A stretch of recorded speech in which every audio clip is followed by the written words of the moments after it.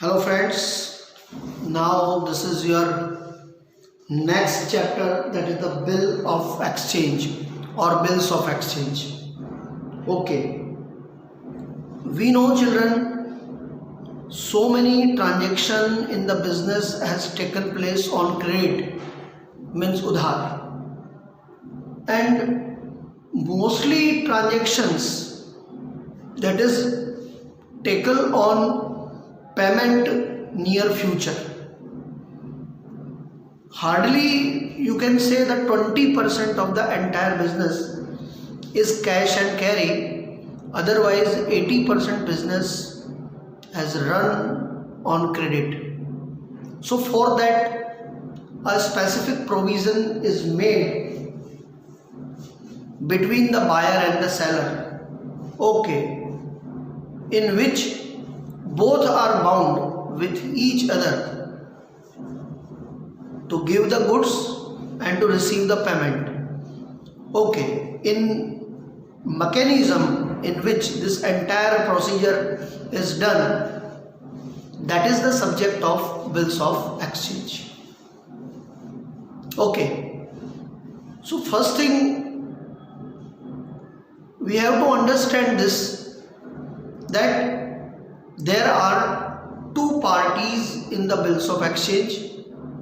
One is the buyer and another is the seller, and one mediator is there who has a responsibility, okay, for the payment on the behalf of buyer.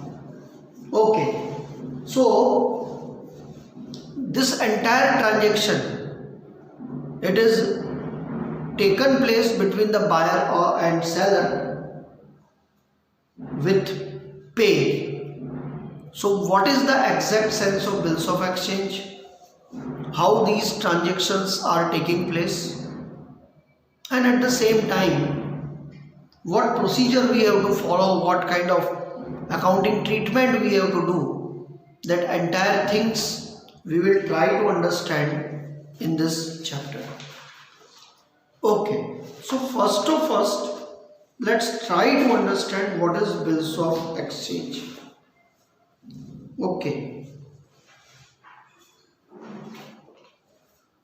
it is saying in present time, with the increase in the number and size of business, or you can say the volume of business, the number of credit transaction and its importance are also increasing day by day. If the payment of the amount of goods given in credit is not received on time, many times businessmen have to face financial problem, and it is also affect their other transaction. Means 80% transaction is taken on credit. If that credit money is not received by seller within a time, then definitely he face another kind of financial crisis in his business. So for that, one specific provision must be there in account, and that is the subject of bills of exchange. To maintain the financial liquidity, normal businessmen use the document through which the person from whom an account is receivable accept his debt in writing, that state the time of payment of the amount. Means a person who is purchasing the goods, okay, definitely debt is on him. It is his responsibility to pay the money to the seller in a specific time period. So he accepts to pay the time stated in the document. If the debtor failed to pay the document, this document can be used as a written evidence of the dues. Okay, means whenever transaction is taken place, there must be a written matter, because so many times I gave you this example कि भाई आप मारने वाले की लकड़ी को पकड़ सकते हो, बोलने वाले की जबान को नहीं पकड़ सकते हो। मीन्स जो दिखता है वही सबूत है और जो दिखता नहीं है उसकी कोई वैल्यू नहीं है, उसको कोई आप सबूत के तौर पर गिन सकते नहीं है। So in this way the document which are used, that is known as the bills of exchange and promissory note. Later on I will tell you what is the basic difference between the bills of exchange and promissory note, but first of all let's try to understand the meaning of bills of exchange. Okay, now return it, read it and listen it carefully.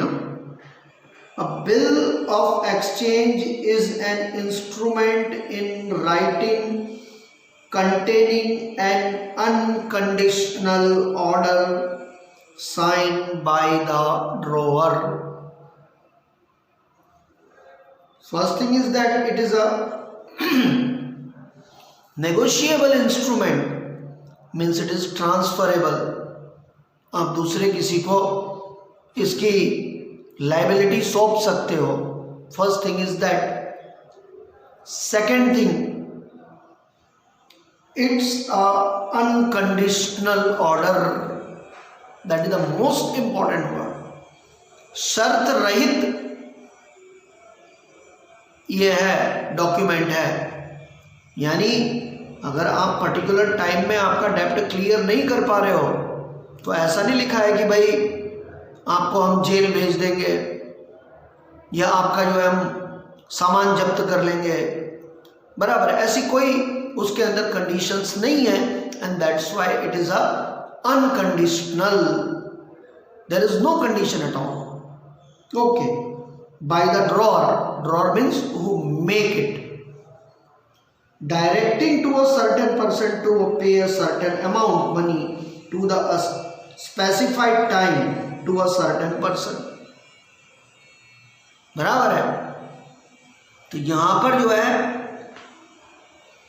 Seller bill बनाता है, यानी उसको drawer कहते हैं, और वो buyer को यानी ड्रॉई को देता है और ड्रॉई उसमें साइन करता है, बराबर है। और वापस से वो जो है ड्रॉअर को रिटर्न करता है, जो इस बात की गारंटी है कि भाई वो टू द टाइम पैसा पे करने वाला है, बराबर है।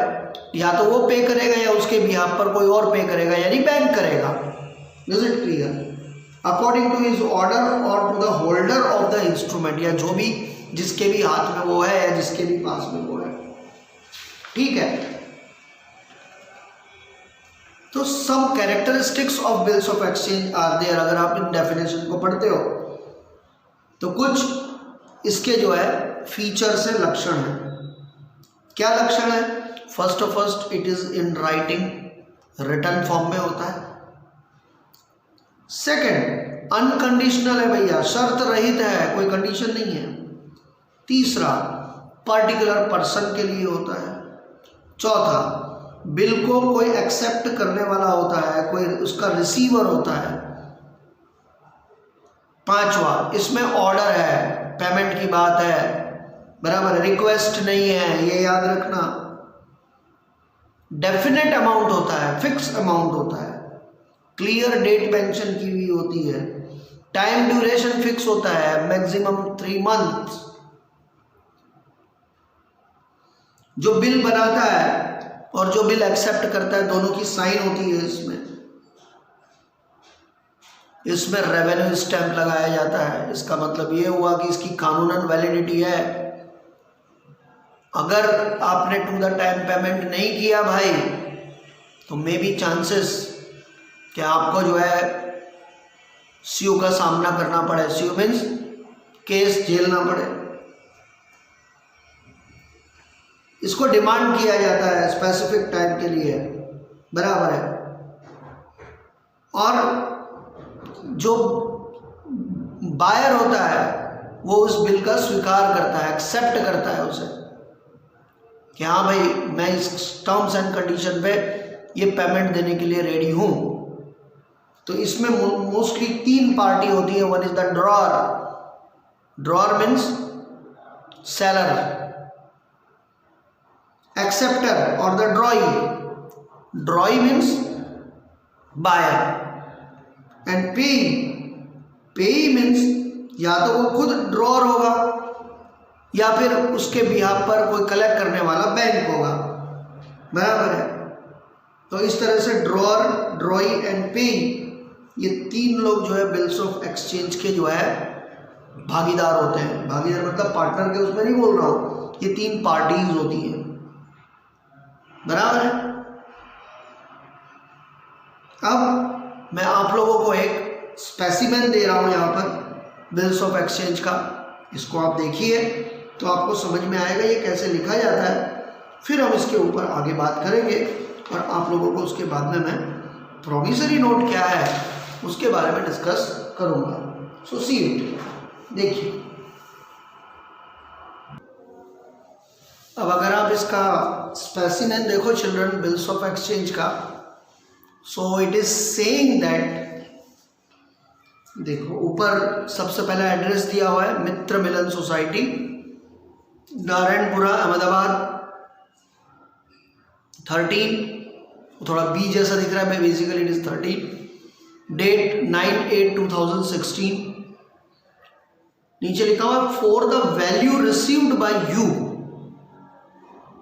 बराबर है, मतलब आपको जितने की वैल्यू का सामान मिला है, पे ₹10,000 ओनली, उसकी कीमत 10,000 रुपया है, वो पे कीजिए।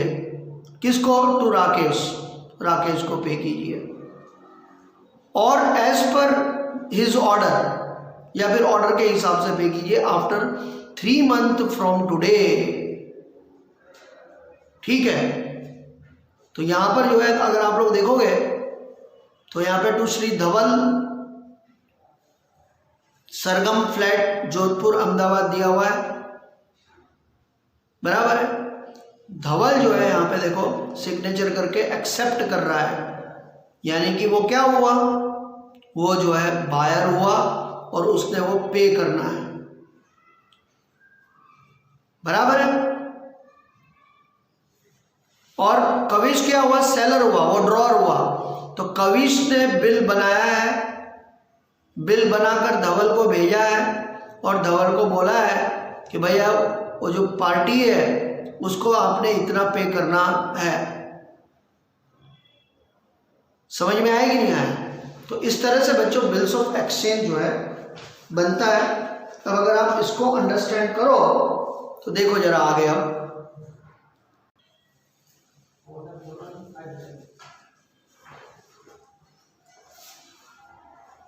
डेफिनेट पर्सन, तो in the bill each person must be definite individual. Here Kavish is drawer and the Dhaval is the acceptor and Ritesh is the receiver. Amount, the amount payable by the acceptor must be clearly shown in the bill. Okay, acceptor means who?